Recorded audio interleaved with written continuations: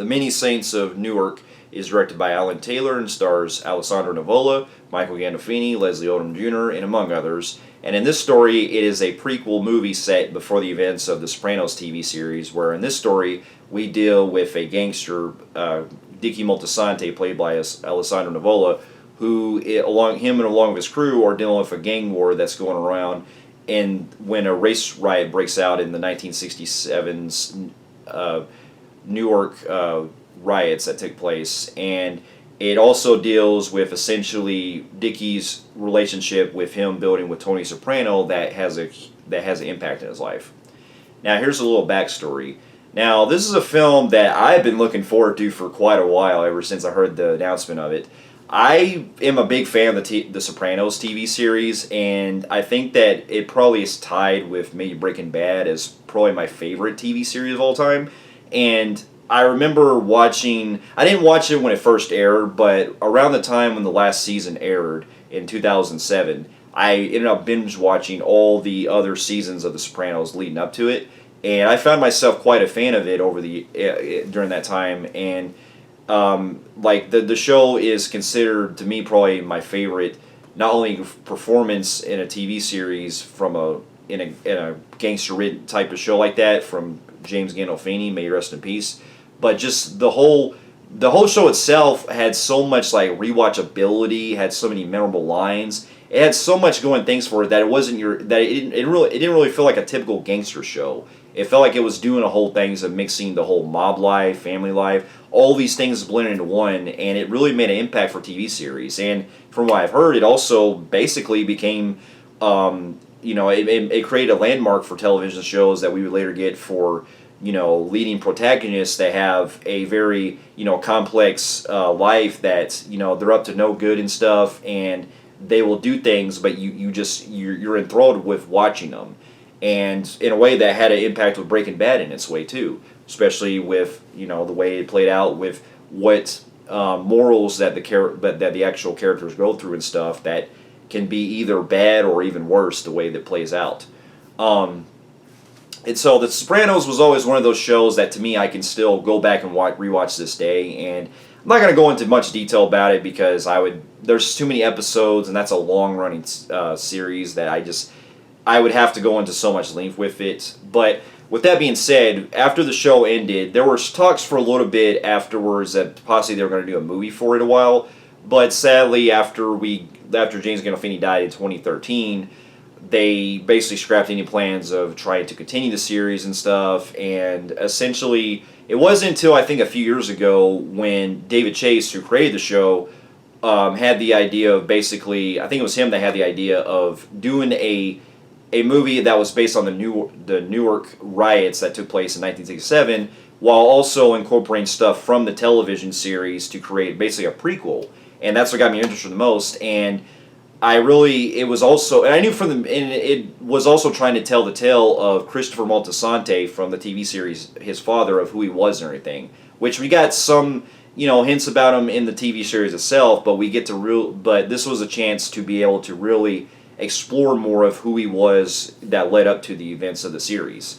And so over the years I got really hyped for it, and ever since I heard, and what really struck me the most was the casting they had, to where James Gandolfini's son Michael was going to play Tony Sopranos at a young age, and I thought that was like perfect casting altogether, even despite I'm not really familiar with them in like some other things I've seen him in.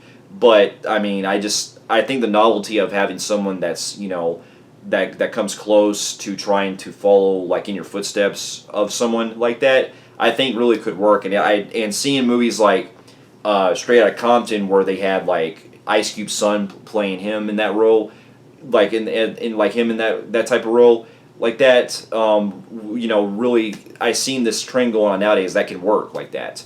And so I can honestly say that upon seeing the film, I did like it, but I will admit that it could have been a whole lot better. And I think that one of the things that I think that it really could have worked a lot better with, if it was made more as either a longer film or at least as a TV or as a miniseries or a TV series that would lead into something new for the Sopranos universe. But with that being said, to get my pros out of the way, I thought the casts were all fantastic. Alessandro Nivola, I thought he was really great as Dicky Moltisanti. He brought a whole lot of intensity to the role, and I've seen the guy before in other things I've liked him in, like Face Off, where he played Castor Troy's brother. Bye, bro!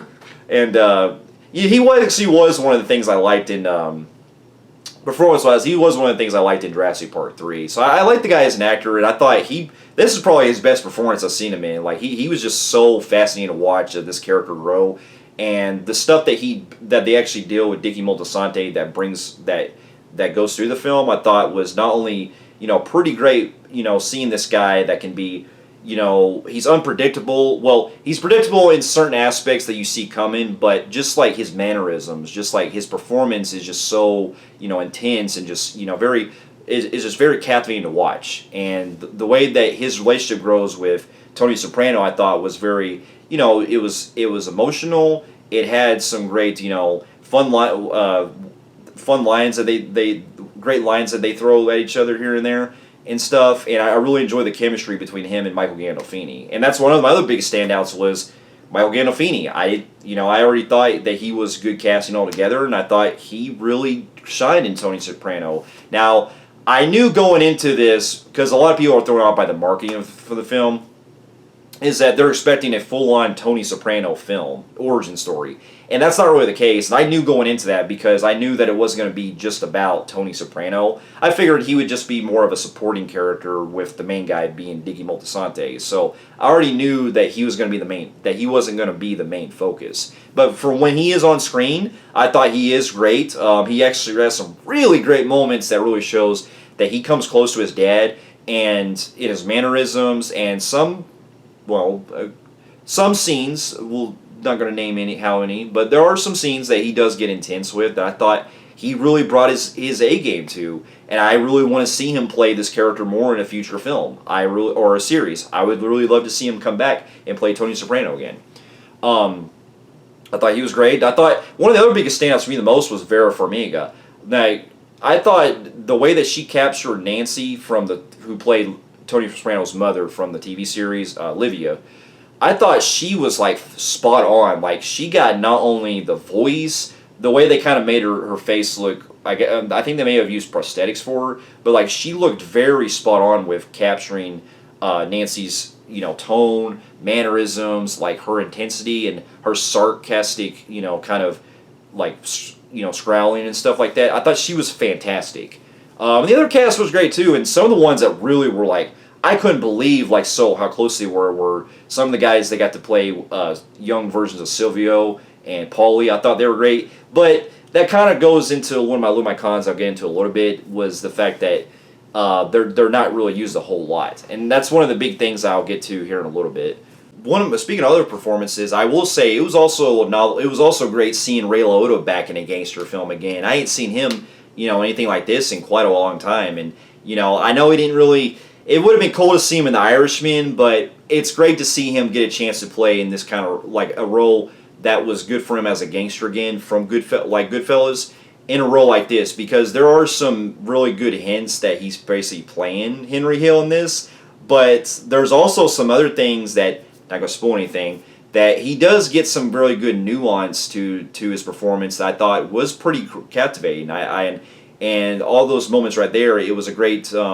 it was a great difference with how he played in Goodfellas and stuff.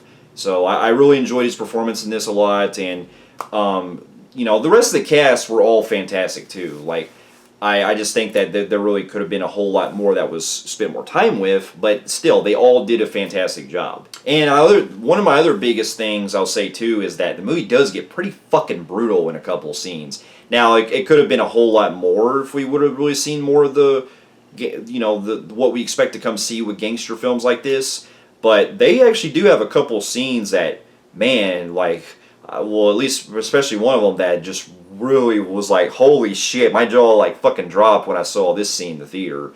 Like, I couldn't believe, like, it just came out of nowhere when this person gets killed, and man, I couldn't believe some like that they showed like the way they did it on screen and shit. It looked pretty grotesque.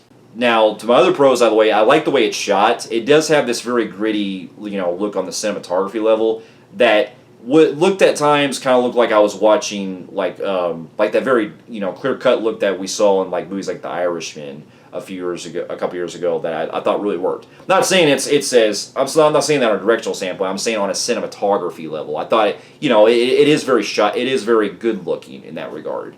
And I like the way that there's some things that there were some Easter eggs that they actually reference here and there that I thought would play into later. Like the guy who plays Corey Stoll, who plays Uncle Junior, he was great too. I thought he brought he's very spot on as Uncle Junior, and he actually has some lines that I couldn't believe they actually put into the show into the movie that I remember from the show that I thought was funny.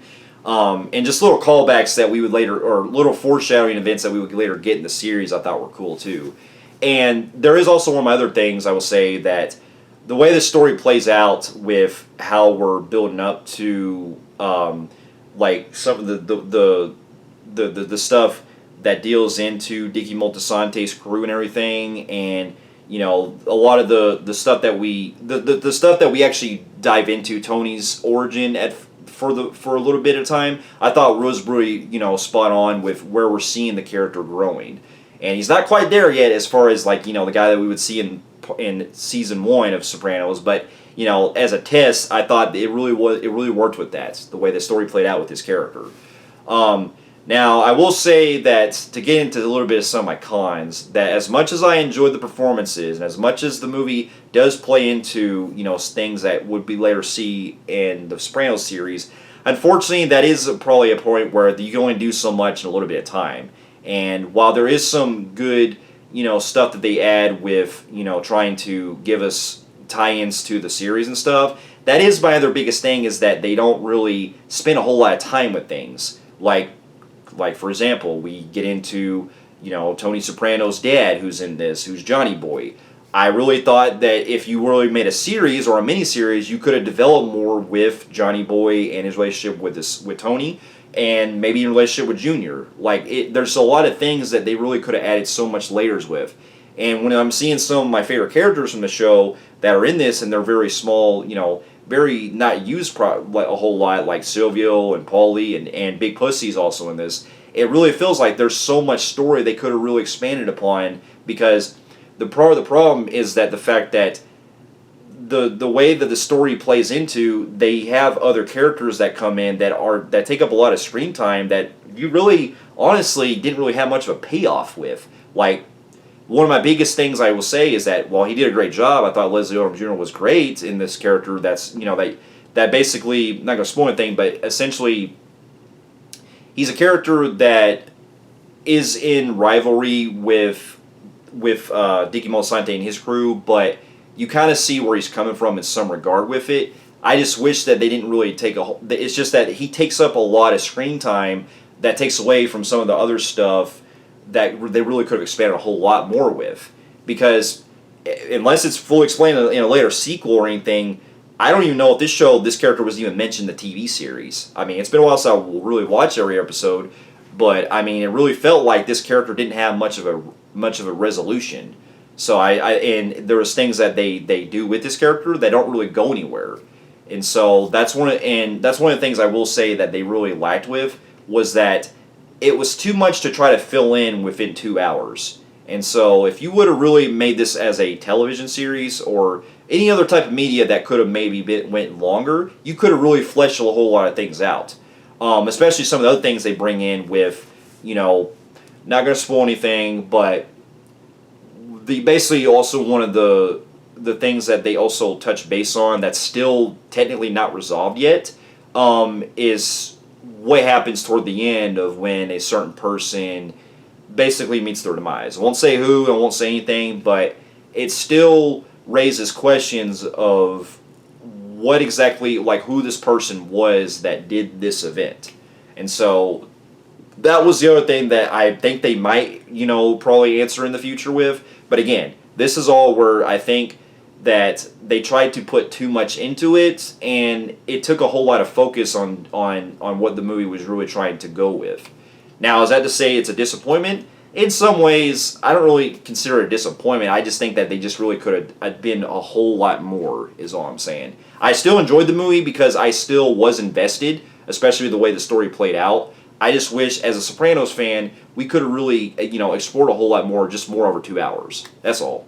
Overall, though, I will say that I still enjoyed the film. Not anywhere near great as the TV series did, because that's a series. You can't really, compare a 2-hour movie with a series. I still think that as a fan, I still enjoyed the movie and where we're going with it in the future. It does set up a whole lot of new things that they could really establish in the future with this new universe that we're expanding on. And so with that being said, I am going to give the film a low compelling grade on the Film Freaks meter. So for those of you who have also seen the Many Saints of Newark, and also the Sopranos TV series as well, let me know in the comments what you thought about it. And thank you so much for watching. Stay safe, and I'll see you in my next review. I'll see you later.